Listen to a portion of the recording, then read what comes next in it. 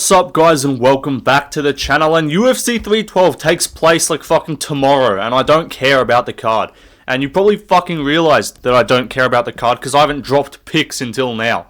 That's how little care I've had about this card and how little this has been on my mind, that I literally have not dropped my full card predictions until the day before the fucking fight. I have not done any research, I have not put a single thought into this, but I will be predicting the fights. I was going to submit my picks anyway. I was genuinely tempted to just not submit picks and show how bad this pay-per-view was, because I did picks for Saudi. I'm probably going to do picks for the Seattle card. I definitely will, actually. I'll do picks for probably the Cap versus Almabayev card. But I was so tempted to not do picks for this shit, because this is ass. This card is genuine buns. This card is some Yan Jianan level cheeks. And I mean, there's no cheeks. There's none to be had. There's nothing of substance.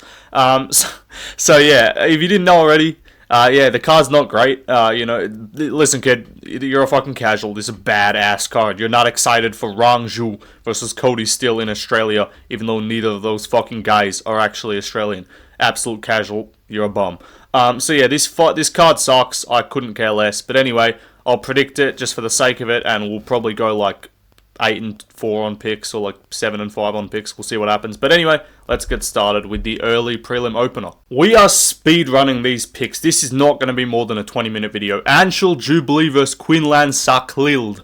I don't know how to fucking say his name. I'm picking the dude who's not Indian. There you go, breakdown done. We'll move on there. No, but I don't know. Salkilld, he looked good on Contender Series, and Jubli is Indian.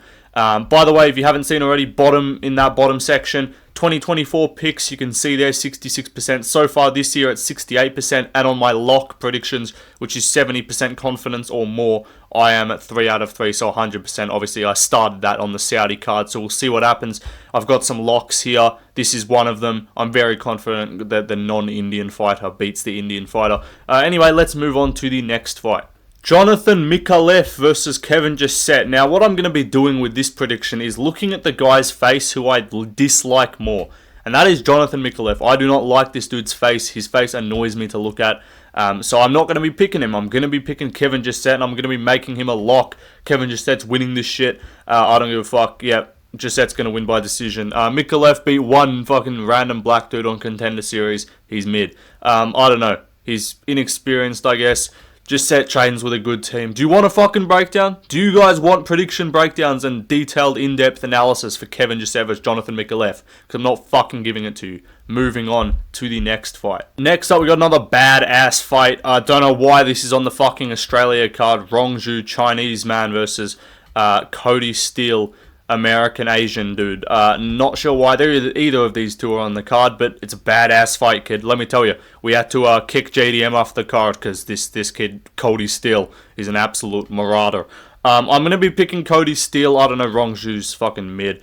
He got released from the UFC, came back, and then lost again. So yeah, I'm not picking him to win. Let's move on. Cody Steele, I don't know, he got a body shot TKO in Contender Series. You throwing body shots in MMA? That's good enough for me, buddy. You're basically a top 15 pound-for-pound fighter. Let's move on to the next fight. Okay, this one's actually good. This fight's actually not bad. Thicknesse. Colby the Slickness Thicknesse. Elite nickname, by the way. Versus Alexander Topuria. Ilya Aptoro. Topuria. I don't fucking know. Who is Joe? This is Joe. This might actually... No, Joe is Gaston Bolaños. That's Joe. This is Ilya Aptoro. This is Topuria. So yeah, I'm going to be picking Topuria to win. I'm going to just make him a lock just for the sake of it, just off vibes, you know, because I don't want to just stat pad the locks thing and just make it all like minus 500. Even though he is a big favourite, he shouldn't be. But I don't know, Topuria, he's probably pretty good. He took a while off, like his record is mid, so I was ready to come on here, and I was going to pick Cody Haddon to beat him, but Cody Haddon's actually good. I don't think Colby the Slickness Thickness is actually good. He might be thick, I'm not sure how good he is. Pause. But I don't know, I'll pick Topuria. He's probably got fucking plot armor. If the UFC wants someone to win, they'll probably win in their debut. And I don't know if we see a Topuria fraud check at the hands of Colby the Slickness Thickness. Anyway, let's move on. It should be interesting. Hopefully we get some fucking announcements as well on the card with Volkan Ilya there too. Anyway, let's move on to the next fight. Next up, we got another badass fight. Wang I'm not fucking calling her Wontong. Apparently that's how you say her name. If your name is Wontong, then fucking spell it Wontong. Why are you trying to do some bullshit? But no, Wontong is gonna fucking beat Bruna Brasil because Wontong is the less attractive woman. So that's a gold standard to picking women's MMA fights. It's tried and true. I should have picked it in Wontong's fight against Gabriel Fernandez because Gabriel Fernandez looks like Vanderlei Silva's son, or looks like she would be the son of Vanderlei Silva. So yeah, I should have picked her to win because she looks more lesbian. I assume Wang Tong is straight. I don't know. She's in China. Are Chinese women allowed to be lesbian? I'm not sure. But Wang Tong, Won Tong, Ching Chong, Bing Bong is gonna fucking win because she's good at striking. And apart from beating fucking Molly McCann, this bitch got KO'd by Bruna Brasil. This bitch got KO'd by Denise Gomez, I'm pretty sure. I'm talking about... She's bad though, I would hit. Just saying. Kaya Bahalio is definitely clapping that. No, but I don't know. She's cool, I guess. But beating Molly McCann fucking sucks, so I'm not going to take that with much. Anyway, moving on to the next fight. Next up, Tom Nolan versus Vyacheslav Borschev. I'm going to be picking Borschev. This is a fun fight. It should end in a finish. Now, let me just say this. The card is straight ass, like terrible, and not the good kind of ass. The card is actual shit, but it will be fun. Like, the matchups are not boring, but no one actually cares if the matchups are not going to be boring. Because in hindsight, we all probably are going to go, oh, this card was cool, everyone hating on it was dumb. But still, it's a fucking pay-per-view card with Justin Tafa as the feature fight. But anyway, fights like this should make it fun. Tom Nolan, Vyacheslav Borschev. That being said, though, Tom Nolan did go to a fucking decision with Alex Reyes in his last fight and looked mid before that. So I'm not picking him to win. Yes, Borschev lost to Chase Hooper and had a draw with Nazim Sadikov and has looked slightly questionable in other fights. But ultimately, he didn't take Alex Reyes to a fucking decision. Has he fought him? No. Do I think he would finish him if they fought? Yes. And for that reason, I'm picking him to beat Tom the Chinny Man Nolan, who's 6'3" with a fucking 90-inch reach and doesn't know how to use any of his attributes. Tom Nolan's got an ego to him. You can tell by listening to him talk. I've heard him talk. I've heard how he, like, after he beat Bogdan Grad on Contender Series, who, by the way, Bogdan Grad's a featherweight who looked undersized in his last fight against Lucas Alexander, also a featherweight. Tom Nolan could make welterweight, or could fight at welterweight if he wanted to, and not be outsized. So that was just like, you're fighting a dude like 3 weight classes smaller. I don't know, Borshev's a good striker, he's got good hooks, and Tom Nolan got cracked by a big meaty hook from Nicholas Motta, so I'll back him to get dropped with a big meaty hook. He's a crafty vet. Tom Nolan, I don't know, he hasn't shown much development. Like, since the Motta fight, he hasn't looked much better. I know that was only like a year ago, but since then, he's had 2 other fights against Victor Martinez and fucking Alex Reyes and looked mid in both of them. Anyway, he got rocked by fucking Victor Martinez. Anyway, let's move on to the next fight. I rate this one too. Jack Jenkins, Gabriel Santos. Topuria versus Thicknesse and Jenkins versus Santos are the two badass fights of the prelims, right? Both of these should be on the main card over Tafa. I'm okay with Matthews Prado being on the main card. I do think that'll be fun. But Justin Tafa, Taliesin Teixeira should be on the prelims, and Jimmy the Brute Crute should fucking not be on the main card of a pay-per-view against one fight. Bro, I'm just saying, I'm sorry. Rodolfo Bellato has 1 fight in the UFC. Taliesin Teixeira has 0 fights in the UFC. Francisco Prado has, I think, 3 fights in the UFC. Right? Don't know what he fought in Australia too against Jamie Malaki. Now he's fighting upper weight class. I don't know why I'm talking about that fight. But Gabriel Santos, Jack Jenkins. Badass fight. I'm going to be picking Santos. I think Jenkins is kind of overrated. He's good and he could show out here and look incredible. I'm just adjusting myself, standing up right now as I'm recording. But I do believe that he's not amazing. Like, Jamal Emmers, in my opinion, clearly beat him 2 rounds to 1. Arguably 3-0. And he got that decision. I thought that was a fucking robbery. And I'm an Australian MMA fan, but I am unbiased, right? I will call prospects from Australia mid. Unlike respect to him, but bedtime MMA, who will glaze anyone from Australia who can throw a fucking leg kick and a hook to the body. Like, I'm sorry, bro. Bedtime, I know you're Australian. I know you know a lot of the guys around the regional scene probably better than I do. But you can't just be glazing anyone for fucking throwing a nice boxing combination and a calf kick. Like, Jack Jenkins is cool. I do think he's good.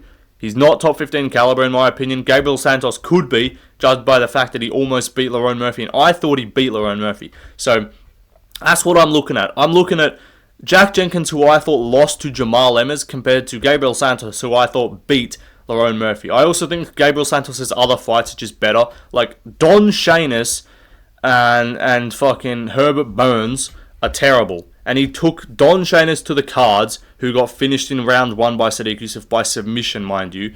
And then he also took Herbert Burns to the 3rd round and got taken down twice in that fight. I'm not fucking picking Jack Jenkins. If Gabriel Santos mixes it up and grapples, he should win. He's actually talented. Jenkins is good too. He's like technically good, but it's like he's all the technique, but he doesn't really do much with it. Like he's got a cool leg kick. Like nice. You beat up the fucking punching bag Herbert Burns, sorry. Herbert Burns is getting finished by literally anyone good in round 2. You took him to the 3rd. Sorry, buddy. I know you can say, oh, Herbert Burns was just pulling guard trying to not fight. He does that against everyone. Every single time. He has a half-decent first round and then gets brutally killed in the second and quits. Jenkins couldn't even make him quit in round 2. It took him till the 3rd, and that was just because he was too slow getting up. Like, how are you not brutally chinning this dude on the feet? Anyway, let's move on, though, to the next fight. I'll pick Santos by decision.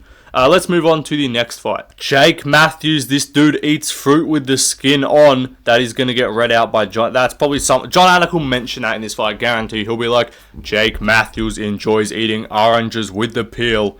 That figures to be a difficult proposition tonight. But no, he's facing Francisco Prado, who's moving up from lightweight. Dude is yoked. Like, I saw him at the weigh-ins. Like, I saw him. He is, like, they put a side-by-side of him at lightweight coming to him. Dude is filled out into welterweight. I was like, when he said he's moving up to welterweight, I'm like, buddy, okay, I know you lost to Daniel Zellhuber, who's a fucking anorexic cunt for lightweight. That doesn't mean you need to move up. It's the same as when fucking, I forget, Charles Jourdain got size mogged by fucking Gene Silver and then moved down to bantamweight. I'm like, that is not your issue, my friend. Like, you can stay at your weight class. I think that's just a you issue.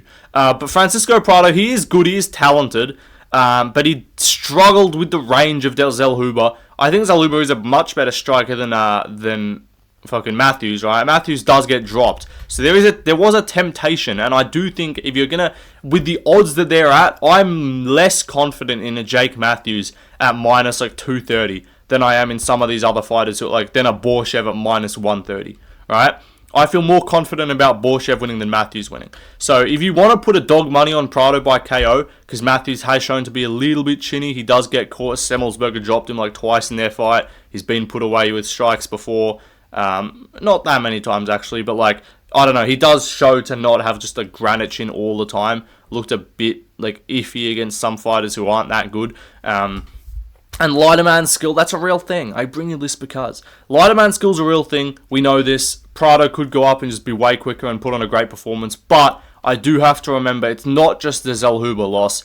This dude literally did lose to Jamie Malarkey. So that kind of sealed it where I'm like, yeah, I don't think I can pick this dude. It's just because he's an underdog. I think he's got a good chance. Would I bet on Matthews? No. Do not put Jake Matthews in your parlays. He'll probably burn them. Anyway, let's move on to the next fight. Adolfo Bellato versus Jimmy the fucking brute Crute. I don't know, this dude looks half like a prepubescent teenager and also like a fucking pedophile. That's what I make of Jimmy Crute, to be honest. I'm not picking him to win, bro. Yes, Bellato sucks, and yes, there is like logic telling me like, why am I picking a dude who got rocked and almost finished by Ihor Potieria? But like, Potieria had the lighter man skill, let me tell you. Potieria was a smaller light heavyweight. He was way quicker in that fight. I don't see Jimmy Crute as a guy with danger on the feet to where you can put out Adolfo Bellato, who's got an absolute fucking brick for a head. Like, yes, he did get dropped by Potieria. This dude's cranium is ridiculously fucking large. Like, does that mean he's got a good chin? No, he does get put down. But is Crute a guy that's like routinely putting everyone down? No. Is Crute a guy that's dropping people with fucking jabs or catching them in the pocket? No. Crute's the guy who's getting caught in the pocket, getting rocked, getting put away by Jamal Hill in like 30 seconds. I don't rate Crute. I don't know. Yeah, he's got some finishes. He finished fucking Modestas Bukauskas. Who hasn't? My nan did it last week. Caught him with the jab on the exit from the clinch. You know, Nan caught him with a fucking check hook. A glancing little uppercut in the clinch, dropped him, put him down. So I feel bad for Modestas, but yeah, I actually rocked him with a leg kick the other day in sparring. You know, it's tough scenes, but yeah, I don't know. Jimmy Crute, I don't rate him. Bellato, I think he will be improving since the debut. That was like over a year ago. Both of these two have not. That's how you know it's rough, when the fourth fight on the fucking or the second fight on the main card, I should say.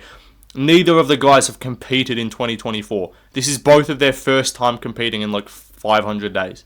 That's how you know it's cooked.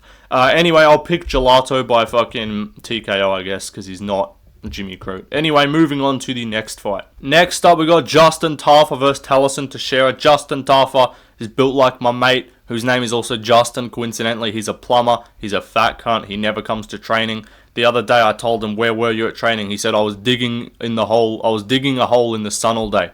And that was his excuse for not training. Absolute fucking bum of a bloke. Reminds me of this dude. Sinks the same amount of piss as well. Similar sort of ab physique. Absolute blob is what I'm talking about. Justin Tafa, he's 5'9", 400 pounds. He's rocking that DC physique.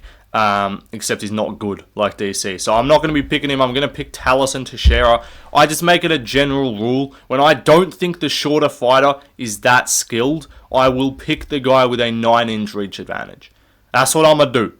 If I'm picking like a fight between someone who's really good and I know they have the skills to actually get on the inside, land shots, fight with a good game plan, I'll pick him. Alright? But if I'm picking a guy who I think is just a blob who swings big meaty overhands and tries to catch you, like if you're Parker Porter and you suck. Respect to Parker Porter, he's the GOAT, but like, questionable defense. So I'm not going to be picking a dude whose entire game relies on fluke fucking KOs with fighters who have no defense, when this dude has a 9-inch reach advantage. I do think the height advantage is I don't think he's 6'7", because Tafa's listed at like 5'11" or something, and it was probably like a 4-5-inch reach height advantage, so I don't think he's 6'7". Maybe he is. He is a very tall fella. We'll see what happens. Maybe it looks more pronounced in the cage. But Teixeira, he's got pop. You know, he's quicker. He's got range. You can probably get him. I could see him just get the tie clinch and just land a bunch of knees. He apparently has a grappling base, and even if he doesn't, even if he accidentally lands on top of Justin Tafa, he's going to win the round on control time. So I'll pick Teixeira to win. I don't know. With the undefeated fighters have had a rough start this year, but Cody Steele and Teixeira, I'm backing them to keep their zeros intact. Who else? Is Quinlan Salkilld? I don't think he's undefeated. Maybe he is. I'm not sure. But Colby Thicknesse, I don't think he's keeping his O, but I do think some of these other Contender Series fighters will keep their O for now. Anyway, let's move on though to the co-main event. Zhang Weili versus Tatiana Suarez. I'm picking Weili as an underdog. I know people be calling me Underdog Lane MMA now, because, you know, I cashed 4 dogs last week, if you didn't know already, plus 3,000 4-leg parlay, made me a lot of money. They'd be calling me Underdog Lane MMA, but I'm going to be going back to Favourite Lane MMA for most of this card, but I will be picking Weili as the dog. You know, we know Weili, we can trust her when there's dogs involved. No, I like Weili. Weili's like the only female fighter that I actually give a fuck about, to be honest. Apart from Dern, just for the goon's sake, you know. But no, she's very good. I just think she's better than Suarez. Suarez, I don't know, like, she's got great wrestling, obviously, but I don't think she's just the level of wrestler. I know the female Hamzat, the female Khabib. And I'm just like, yeah, but is she? Is she the female Khabib against just bums like Montana De La Rosa with no takedown defense? Or Jessica Andrade who gets outsized by fucking pretty much anyone because she's just a midget? Like, Weili is good. Her takedown defense has improved. She's training with men. Like, she is not sparring women. She's sparring men. I'm going to back that. I know Suarez probably is too, probably sparring with like Patchy Mix and shit, but like Weili is sparring with just dudes, and I hear things about Weili, you know, Volkanovski's saying, I know Volk's going to be supporting her, but like people be saying Weili is just like not a female, which wouldn't surprise me. Suarez looks like an ugly woman. Weili could just be a dude. Like, I don't know, it's up for debate, you know, it might happen. But I don't know, I'll pick Weili. She's a better striker. She's got 5-round experience. She's got cardio. And I'm just going to pick the fucking person who's actively fighting. She's not the most active, but at least she's not having 2-year fucking holes in her career being put through, going off through fucking cancer or injuring herself, right? I feel bad for Suarez. I think she's going to finally get the opportunity, obviously. I don't know if it goes. Maybe this is a chance. It's like it was your one chance, one opportunity. Fucking knees weak, arms are heavy, and she gets it done. And she wins in the one fucking chance where she actually shows up healthy to a fight.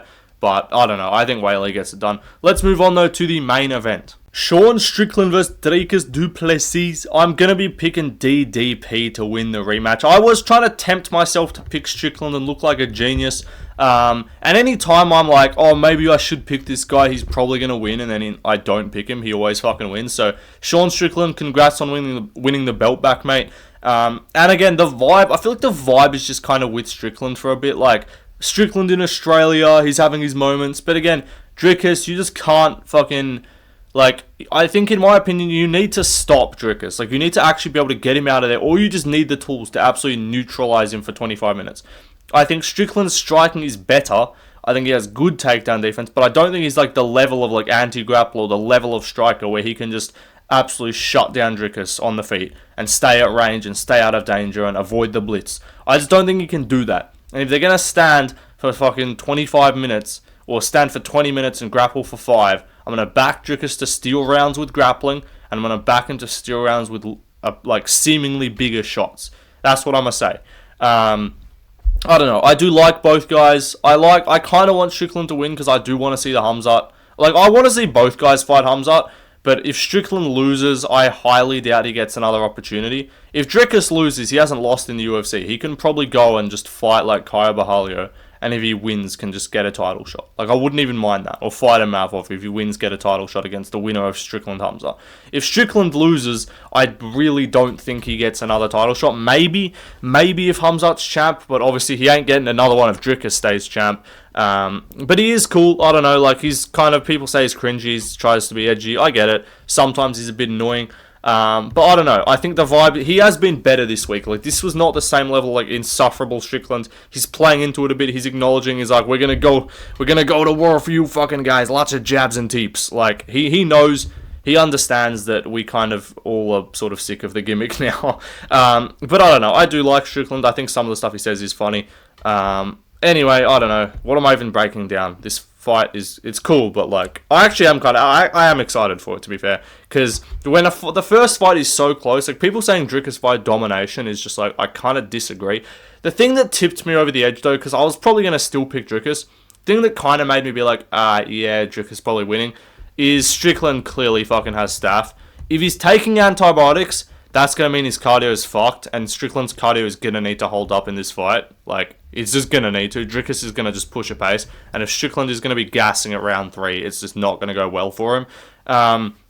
If he's not taking antibiotics, which would actually be smart, like, if you got it, like, a week out or 2 weeks, like, take it 2 weeks out. If he got staff on fight week, I would honestly say, it might sound disgusting, which it is, but, like, don't actually take antibiotics. Because it won't actually, staph doesn't, it's not the staph that affects your cardio, it's the antibiotics. So if he got it like 3-4 days ago, and was like, shit, fucking, I'll be out, this will be okay, but like, staph doesn't get real bad for like, you gotta leave it fully untreated for like a while for it to get bad. Anyone who's trained MMA, anyone who's trained grappling knows. I've got it before, it's very fucking difficult to avoid at some point getting it. When I got it, it didn't get too bad. I got a different infection on my hand, which actually just fully left like a fucking crater in the middle of my fucking top of my hand, which took ages to heal, but that was like left for ages, because we just weren't able to go to the fucking doctors, because they just were booked out, right? There you go, random story for you. But yeah, it doesn't get real bad and really start like fucking eating into your skin unless you leave it for like 2 weeks, like a week, 2 weeks. But, so if it's recent, if it's, because I think BSD took antibiotics, because he probably had it about a week and a half out. So, I don't know. If he's still taking antibiotics right now, it won't go well for him.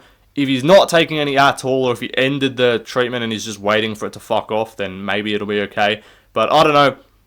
That's just, like, not something that you're going to be, like, happy to see. Like, I don't know, it also just kills it as well. If Strickland comes out and loses based on gassing in the last 2 rounds and says, I had staff, we're all going to say cope excuses, which it will be, but it will also be like, okay, well, it is valid. Like, you can have coping excuses, and they can still be valid coping excuses, alright? So, I don't know, I'll pick Dricus. Plot armor, I don't know, I just don't really see him losing for now. It is competitive, it is close, I wouldn't mind. I kind of want Strickland to win, just for the lols, but I don't know, it is what it is. Anyway, good fight, good main, good co-main, rest of the card's ass. Anyway, what do you guys think? What are your predictions? Yeah, day before the card, we're dropping full card picks, boys. Next weekend will be fucking, I don't know, I'll probably upload the picks for next weekend's card on the second channel, because I do want to do predictions for every card. But anyway, subscribe to Left Lane MMA 2, I believe is the name of the channel. That's my second channel. I'll drop more videos over there. But anyway, guys, I'll be streaming as well for the fight, so tune in. And apart from that, goodbye.